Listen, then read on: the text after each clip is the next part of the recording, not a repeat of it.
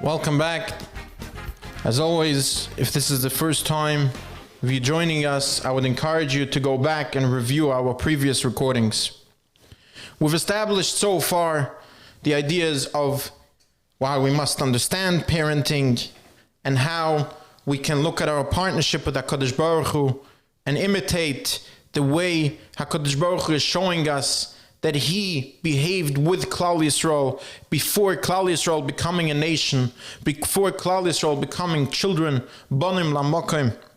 And we went through how HaKadosh Baruch Hu planted the seeds of trust first. First he planted the seeds of trust and respect, even before starting that relationship by Yetzias Mitzrayim. HaKadosh Baruch Hu goes through step by step with unconditional and unrestricted giving, with clarity of the potential in Moshe Rabbeinu, with the physical connection of Moshe Rabbeinu, with the communication of Moshe Rabbeinu, and so forth and so forth. Let's go through a few more steps that we see that HaKadosh Baruch Hu plants into Klal Yisrael even before, let's call it the Leidas Am Yisrael, the birth of Klal Yisrael, the relationship actually becoming alive, and then how HaKadosh Baruch Hu cultivates that relationship with what we might call a toddler, when Klal Yisrael was still in its infancy. One of the things Chazal tell us about the makkos that happened in Mitzrayim is that they were not just to punish the Mitzrayim for what they did, but they were actually lessons for Klal Yisrael, showing Klal Yisrael the incredible power of HaKadosh Baruch Hu Kaviyachol. In other words, instilling a certain level of Yiras HaKavod to HaKadosh Baruch Hu. HaKadosh Baruch Hu made sure to show this child, even before the relationship started, that they're having a relationship with the Almighty Himself. In other words, Hashem is telling us as parents, of course, we have to plant the seeds of trust, but we also have to plant the seed of respect. And of course, we do not command respect in the way that HaKadosh Baruch Hu does, as the unlimited power that HaKadosh Baruch Hu presents Himself with.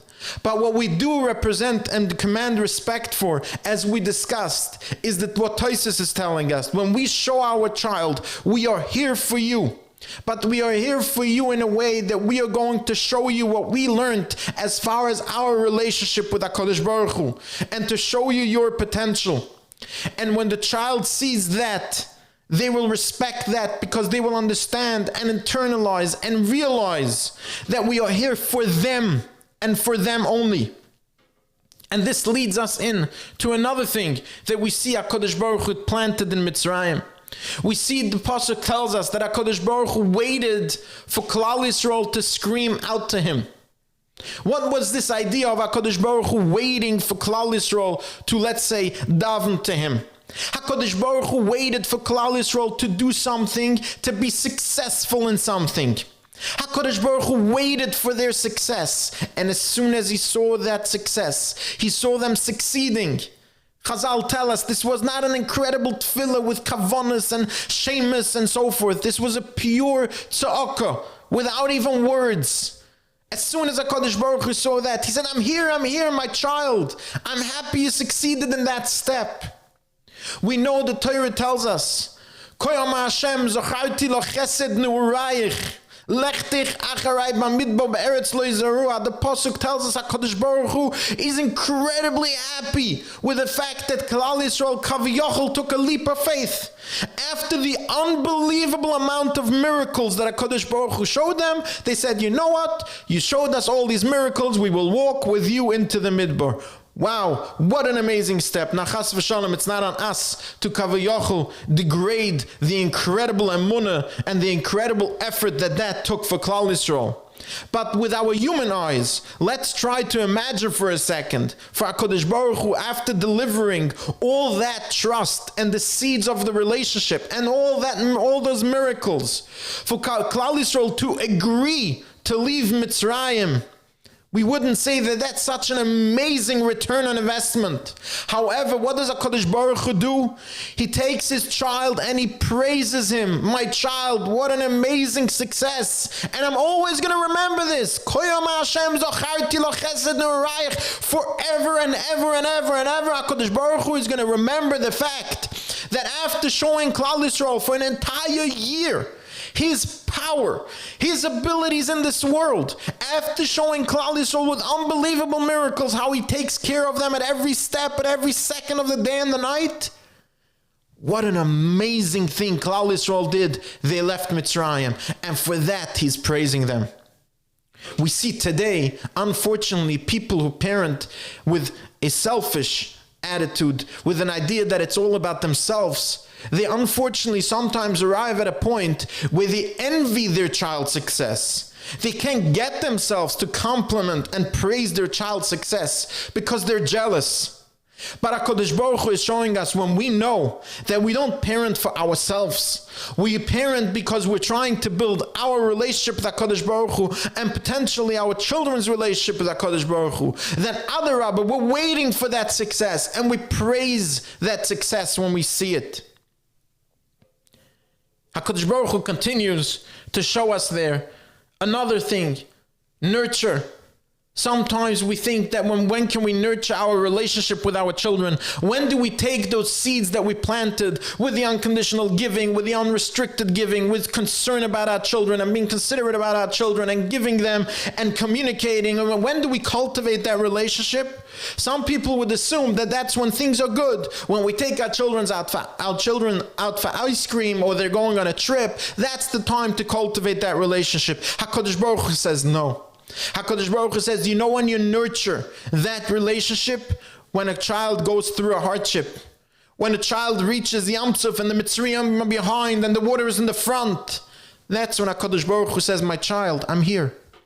When a child is in the Midbar, HaKadosh Baruch Hu says, L'yomash amad ha'onan. Chazal tell us, there was not a single moment that Klal Yisrael did not see the presence of HaKadosh Baruch Hu through the amad ha'onan or through amad ha'esh. Not a moment went by that they were all alone. Because when do you nurture your child? When do you nurture the relationship with your child? When they're going through a hard time.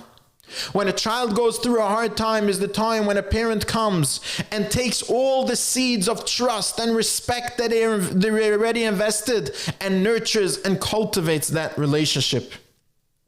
And of course, and we will finish with this, of course, when Klal Yisrael leaves Mitzrayim, Kaviyachal, let's call it, when Klal Yisrael is a toddler, HaKadosh Baruch Hu starts with limit setting.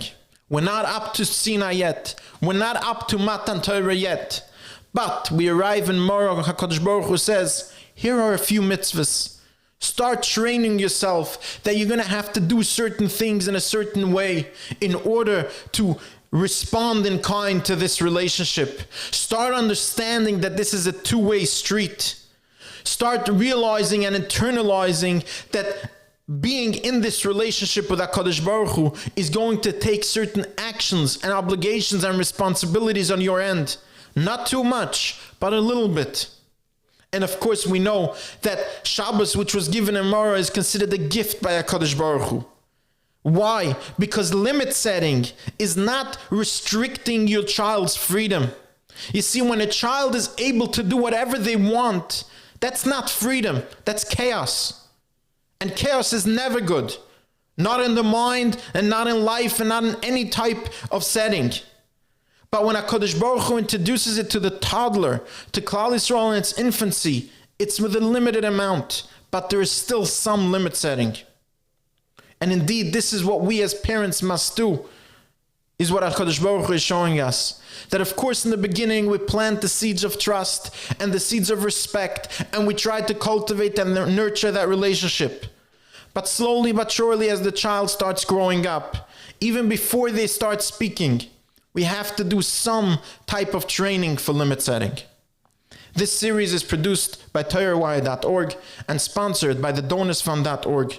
For all your charitable giving and needs, and for a completely free and efficient experience, open your account today at the DonorsFund.org. Have a wonderful day.